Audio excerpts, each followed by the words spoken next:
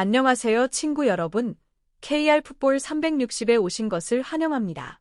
한쪽에는 대륙의 거인 대한민국 U-17 대표팀이 있었고, 다른 한쪽에는 끈적한 조직력과 규율 있는 선수비 후력습으로 대해 내내 이변을 만들어온 건방진 다크호스 타지키스탄 U-17 대표팀이 있었습니다. 정규 시간의 마지막 초침이 천천히 돌아가고 있었습니다. 스코어는 여전히 팽팽한 교착 상태. 타지키스탄은 한국의 어린 스타들을 완벽하게 늪으로 끌어들이는 데 성공했습니다.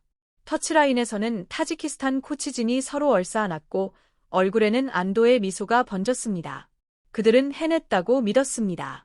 이 경기를 심리적 우위를 점할 수 있는 승부차기라는 운명의 룰렛으로 끌고 가거나 최소한 자신들에게 유리한 결과를 지켜냈다고 확신했습니다. 하지만 축구는 지구상에서 가장 잔인한 스포츠입니다. 심판이 입에 호루라기를 가져다 대기 직전 단 5초, 믿기 힘든 일이 벌어졌습니다. 미소를 눈물로, 절망을 눈부신 영광으로 뒤바꾼, 역사를 바꾼 순간이었습니다. 대한민국 U-17 대표팀은 기적처럼 죽음의 문턱에서 모든 것을 뒤집어 놓았습니다.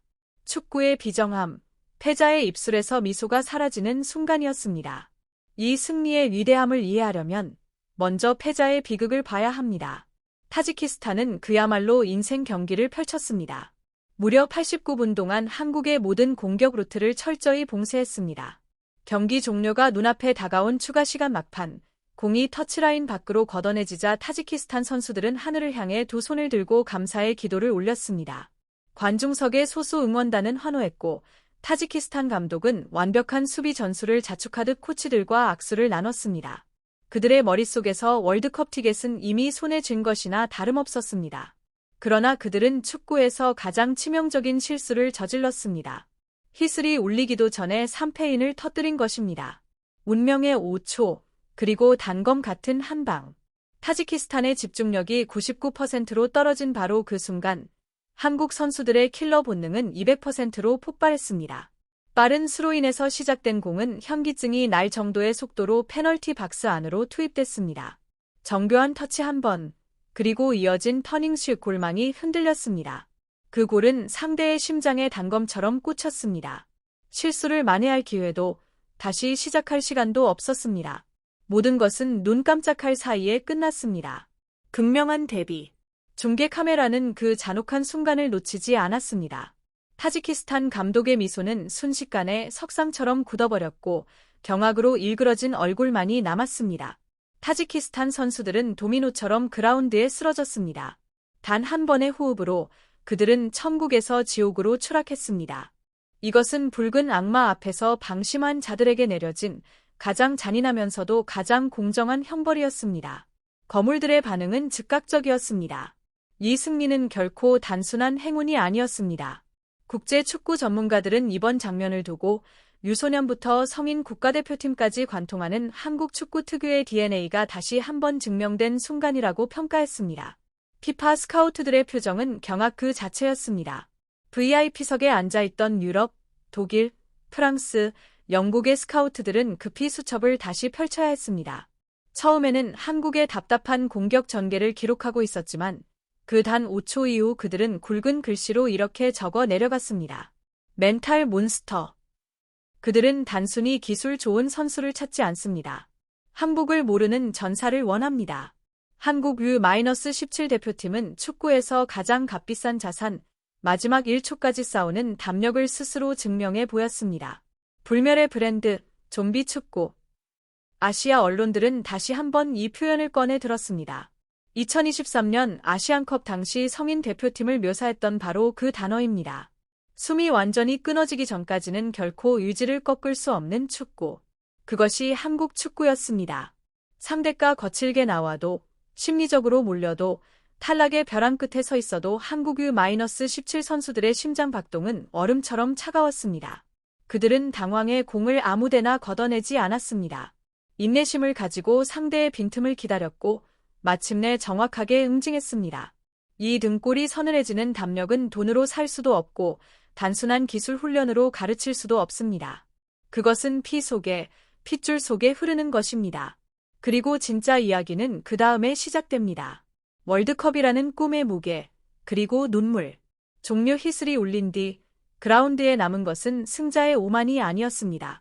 그곳에는 인간적인 감정의 경륜만이 남아 있었습니다.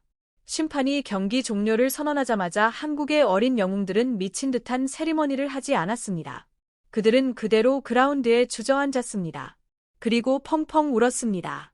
감독 역시 얼굴을 감싼 채 어깨를 들썩이며 오열했습니다. 이겼는데 왜 우는 걸까요? 기억해야 합니다. 이들은 고작 16살, 17살의 아이들입니다. 하지만 그 작은 어깨 위에는 아시아 최강 축구 국가라는 기대가 짓눌려 있었습니다. 한국에서 2등은 곧 실패입니다. 월드컵 진출에 실패하는 것은 개인의 좌절이 아니라 국가적 재앙으로 받아들여집니다. 그 눈물은 타지키스탄에게 밀리던 90분 내내 그들이 견뎌야 했던 극심한 압박과 말없이 감내한 희생의 증거였습니다. 그들은 단지 티켓을 위해서가 아니라 가슴에 달린 태극마크의 자존심을 위해 싸웠습니다. 해설자는 탄식하듯 이렇게 말했습니다. 신이 아이들의 용기를 시험하기 위해 이토록 가혹한 시나리오를 썼고 아이들은 가장 완벽한 방식으로 그 시험을 통과했다고 말입니다. 이 눈물은 그 어떤 우승컵보다도 아름다웠습니다. 그리고 이것은 세계를 향한 분명한 경고였습니다.